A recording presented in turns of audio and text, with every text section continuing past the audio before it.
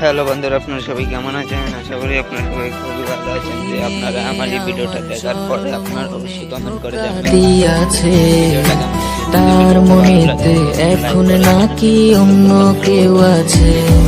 ওরে তার সাথে হইতো কথা সারা রাত ভর, সেই মেয়েটা এখন নাকি করছে আমায় পর।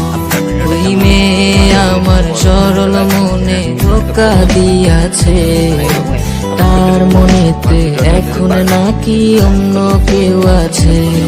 ওরে তার সাথে হইতো কথা সারা রাত ভর, সেই মেয়েটা এখন নাকি করছে আমায় পর।